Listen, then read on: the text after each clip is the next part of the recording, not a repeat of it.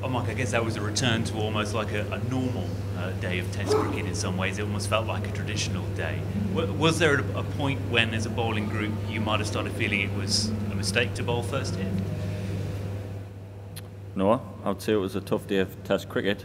I thought we bowled all right as a group. I think Australia played well, to be honest. That first sort of session, I thought they stuck at it really well, and they left a lot more balls than they did in the previous game. And I think sometimes you just got to say hats off to them and well played. I think I actually think we bowled quite well. We stuck at it all day. I think the intensity was there, and there was no complacency in terms of because the last game the Ashes are secured. I think we tried our best, and sometimes you just say well played to them, because I thought that especially the first session we bowled really well, and they just played well. And hats off to them.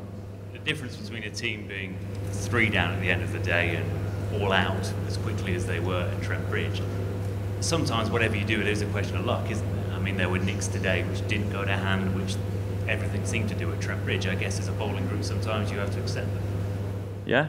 I don't know if it was luck that got with the nicks at Trent Bridge. I would say we put the ball in the right area consistently. Today the pitch was slightly different, so we had to adapt, and maybe we didn't adapt quick enough like we did at Trent Bridge. I don't think that's a sort of the norm, where at Trent Bridge they're all out for 60 in the first session. That's not the norm in Test cricket. You normally have to grind it out. I think with the overheads this morning, I think it was the right decision to bowl. A couple of nicks didn't carry. I thought as a unit we stuck at it, but we just didn't get the wickets, and of course we've got that second new ball around the corner. We have to try and take early wickets tomorrow to stay in this game and try and win it. Just a quick question about motivation. I mean you touched upon that.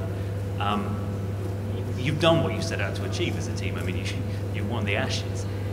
It must take some degree of effort to retain that same feeling of intensity when you go into a match when you're 3-1 up, or doesn't it?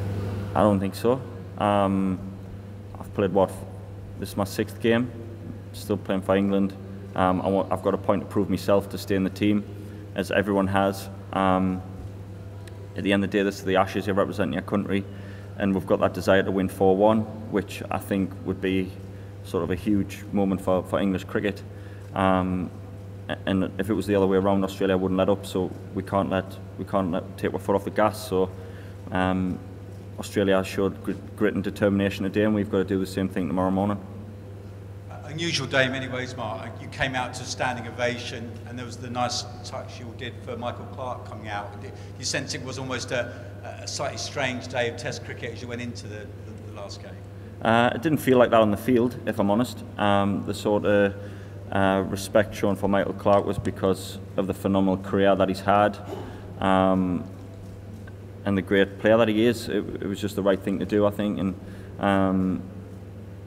I'm sure he appreciated it. And Cookie just sort of, I don't know if it was planned, but Cookie just sort of said line up and show respect, and I think it was the right thing to do. This morning had a great feel about it, that the Ashes were already secured, and that we would go out there and sort of soak in the atmosphere. But I think the day overall didn't have that feeling. It was just another tough day of Test cricket. Mark, I was just going to follow up on that actually with the Guard of Honour. Was there no discussion about it in the sheds before the day or anything? It was really just in that moment that Alistair brought it up? And personally, I'm not sure. I don't know if the staff and Cookie talked about it, but in that moment on the field, that's the first thing I knew about it, and it was sort of a case of a line-up, and I'm sure you saw the crowd show their respect as well, and he totally deserves it, so I think it was the right thing to do. I was going to ask exactly the same question, but while I've got the microphone, I mean, how do you see the balance of play after day one? Australia's day, when you're putting a bat and you're 3 down, I think you've got to say well played to Australia. I think if we could have gotten a couple